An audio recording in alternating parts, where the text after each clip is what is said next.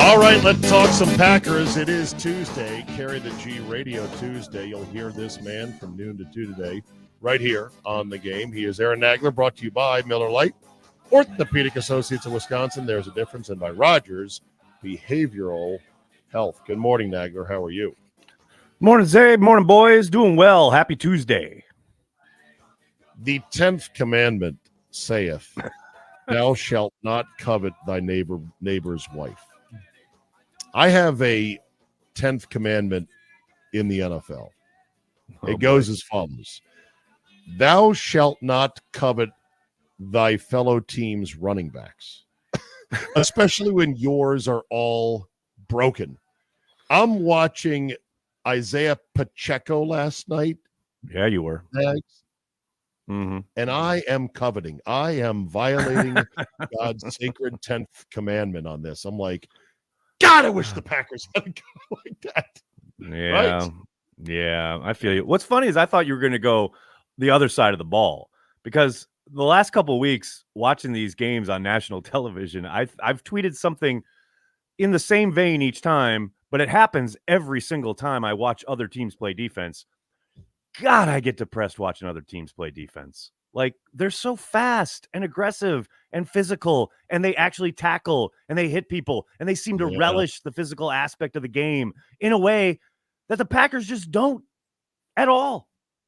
Like, and I get it. Like, there's a scheme, and there's plans, and there's all this stuff, right? But, man, the eye test tells me it's just different, man. It's just so different in Green Bay in a bad way. Not happy. Yeah, there's a nastiness that exists with some defenses that does not need to be diagrammed, does not need fancy DVOA or PA numbers applied to it. Yeah, it's true. Right. And look, I'm not taking away from the players. Like, they are mostly operating within a scheme that tells them to play a certain way. Like that, it is clear it is a read and react defense, right? But then you watch last night, and you got Hassan Reddick just flying upfield. You've got linebackers actually attacking the line of scrimmage. You've got safeties and cornerbacks blitzing. What is that? I haven't seen that since Dom Capers was in town. Like, it's just sad, man. It's just because there's talent there. And I understand they're hurt and they got youth and all this, but it's a play style thing. It's a mentality thing. See, you got me coveting now, Czabe. You got me coveting. I know. When was the last time the Packers defense was truly nasty? Man, you'd have to go back a ways. Good question. Probably 2014, and that wasn't even that nasty. They were just good. Okay. The kind of nasty where, like you said, Nags, you're watching the game and you feel like going, ow, why'd you have to do that? Like, where you're literally watching a football game going, that was mean, but I guess legal. I mean, they seem to shy away from that type of player. You're watching defense and you're like, damn, that was really mean of you. What the hell? I don't feel like they had to do that. That was unnecessary. That was excessive. I mean, we haven't had that since like Desmond Bishop, but I mean, I want some of that. I need some of that in my life. Again, I'm coveting. I'm talking within the rules and not getting too many. Echo of the whistle. Yeah, 100%. Let's go. Let's get them on the ground, man. What's funny is you get some of those guys every once in a while slip through the cracks and end up in Green Bay, like Josh Jones a couple years ago. And it's like you see them initially and they're so physical and fat, and you're like, oh yeah, this is an aggressive guy. And then it's, oh no, can't do that. Gotta coach that out of them. And then if they don't take that coaching, they get cut. Wasn't year one of Zadarius Smith that way? Year one. A little bit, because he had come from another program, right? You know, they got guys from other programs who come in, like Rasul. Rasul came in, was really physical, flew to the football, arrived in a bad mood, and got dudes on the ground. A couple years in Green Bay, and it was like, oh no, okay, let's. But then you watch him in Buffalo the other night. There he is, playing aggressive man coverage, physical at the line of scrimmage, picking off the quarterback. Gee, what changed? What did change? Talk to the He hand. played in a different scheme that allowed him to use his strengths. So who's at fault? So it's a Joe Barry. Joe Barry. There it is. You guys have played the ground. Hold on now. but I feel like this has been always the Green Bay Packers. Like the defensive coordinator has always been the scapegoat of the Green Bay Packers over the last 30 years of my life. I mean, it's always been the defensive coordinator. So as much as we always say Joe Barry, we asked that question. He was like, 2008. Well, Joe Barry hasn't been here since 2008. So like it's more than just that, right? But I know there's talent. Tony in Germantown. Yeah, Tony in Germantown. Last time the defense was nasty in Green Bay, one word, Reggie. Probably not wrong. I mean, at least it was a great defense, but they weren't nasty. Yeah. Okay, at least we're not the Chargers. Can we feel good about that? Is that our rally? That's the next Cheesehead TV shirt. At least we're not the Chargers. There you go. Print it, roll it out. They were god awful. Talk about permissive, scrambling around, bad coverage, just everything. It was bad, but the Packers took advantage of it. Okay, let's turn to the positive. What they're supposed to do, most? Right? Yes. What did you like most about the game on Sunday? Oh, that's a good question. There were a lot of positives to take away from it, as much as I'm belly aching. Look, I really like, and now the easy thing is Jordan Love, right? You see him continuing to improve week by week. The numbers are getting better. Yeah, he faced a bad pass defense, but he did what he's supposed to do. He faced bad pass defenses earlier this season and looked kind of lost. Sunday, he looked pretty in command and in sync with his receivers.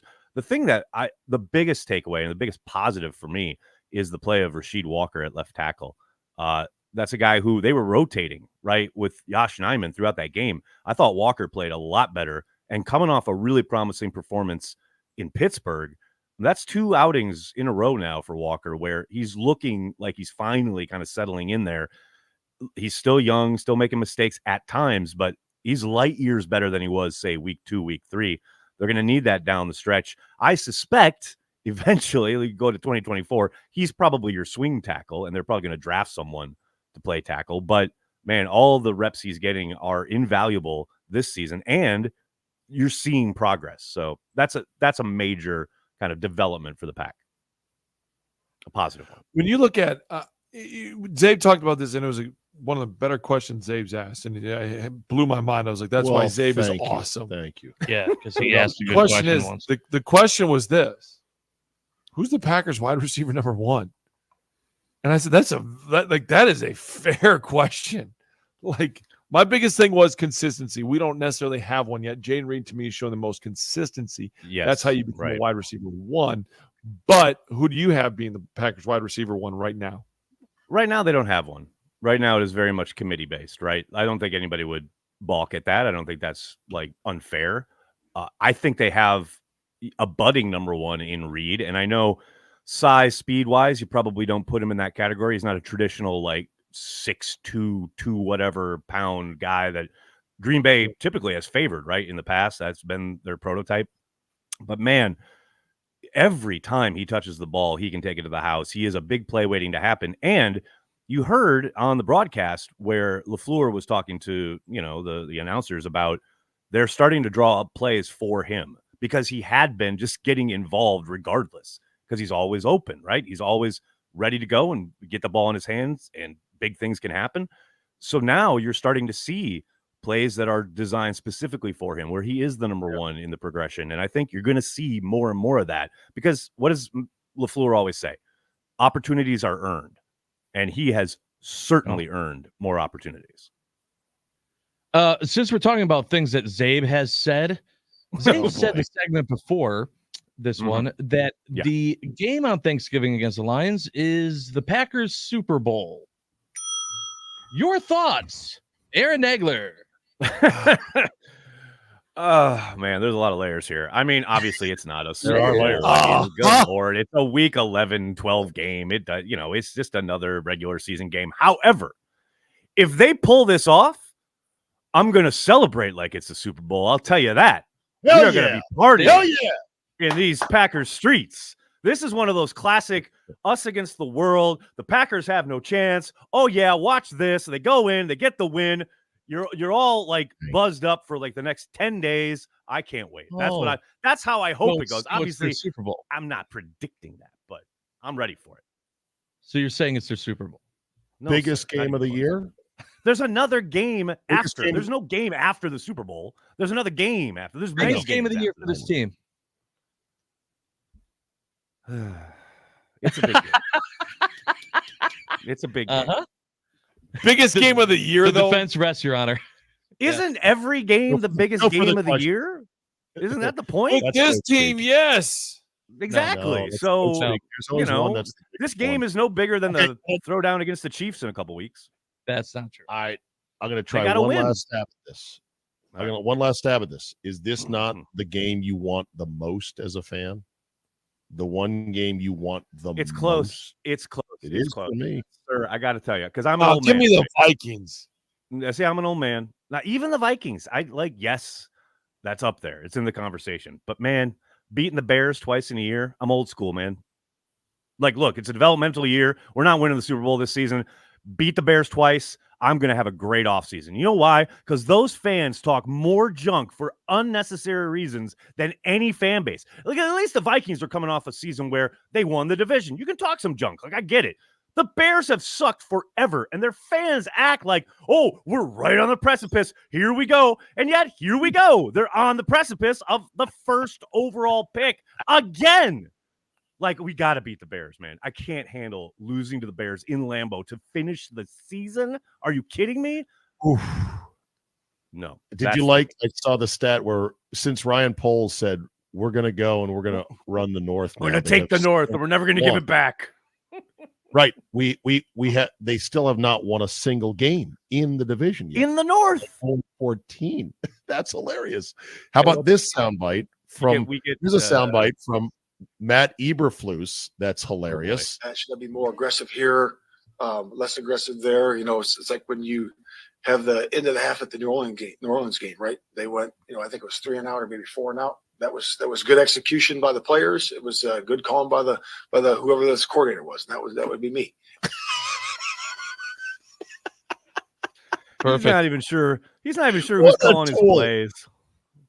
By the defensive court. Oh, that's right. That was me. That would be me. Remember, he knows who the coordinator is. He just wanted to get his. That would be me. That would be me. He's like, I don't know, like some sitcom version of an NFL coach. Like, I just can't believe he's real. Like, he is just so out of his depth. He's so out of his depth as a coach. It's crazy. May they keep him forever. Forever. Extend him, please. Don't fire him ever. It's like Matt Millen with the Lions. You wanted him to last forever. Oh, man. Now you got me thinking about Wayne Fonts. I miss Wayne Fonts. Those were fun times. Yeah, Scott Mitchell running his mouth. Wayno. Good times. So, all right. So, I want to ask you about college football versus the pros. Could David Bakhtiari? Oh, Bakhtiari stirred up a hornet's nest on this one. Yeah, he threw a rock right at a wasp nest under the porch on Twitter. Yep. And I just don't care for college football. It's just such bad product. It's bad football. Hurts my eyes to watch it. And of course, the college football bros came at him. They came at him hard. They were not for happy. you. I don't know if I've ever heard you talk about college football. And I don't know what that means per se. I think college football produces some great moments. There is zero doubt about it. You can't deny the thrills of a big like SEC game or the now college football playoffs. Like, I'm in on that. I get it. It's exciting. And look, when I was at Bleacher Report, we did personalities, atmosphere. Oh, right? like the Moments, narratives and the atmosphere. Yeah. The pageantry. Like, we did a series when I was at Bleacher Report about the tailgates, the big, like, completely out of hand tailgates down south. Toddy down in the Grove. Oh my God. I mean, the Grove and things like that. Like, college football has a place, and I get why people are so passionate about it. But I'm 100% with David on. I can't watch it on the regular. Like, it's just bad football. A lot of bad football. Oh, okay. So the NFL's getting like worse than ever. No doubt about it. But you've still got the best of the best. You're not watching the future gym teachers of America. Correct. Like, I don't care about a quarterback who can sit back there all day long because no, college pass rusher outside of the top few that are going to go in the first round can beat a guy off the edge. So you've got these quarterbacks putting up Star Wars numbers because they got all day to throw. Like, I just don't. Like, I get, like, in Iowa plays defense. I understand there's like outliers, but pound for pound, I like watching professionals because they are the best of the best. And you're right. You're absolutely right, Butch. The NFL has diluted the product so badly over the course of the last 10 years. The CBA is a big part of that. The way they don't get to work in the offseason. Tom Brady there was a clip going around last night of Tom Brady talking about how mediocre the NFL has become. And he's absolutely 1,000% spot on. And it all started with the CBA. When they legislated away all the work you could do in the offseason, all the work you could do in pad stuff, the physical nature of the game has been sucked out of any kind of practice time. You are now getting you're leaning towards college, but with the best of the best athlete-wise, which is why I love it. I mean, you see some of these amazing freak athletes on display week in and week out. That's just not replicated in college football. It's just not. All right. I'm on Cafe Press. I'm just about to print ship on my T-shirts for this game. Super Bowl 57.5. Packers Lions. And order. What size are you? It. I'll make sure to get one. Yeah. XL. Medium. XL. Medium. Medium. Cheesehead Radio today, noon to 2, right here on the game. Of course, cheeseheadtv.com, 24/7, 365. As always, Mr. Nagler, may the force be with you. Thank you, sir. And also with you. Thank you, gentlemen. Go Awesome. Pack, go. There Happy you go. Thanksgiving. Yeah, and absolutely, indeed, on that. Our conversation with Nags brought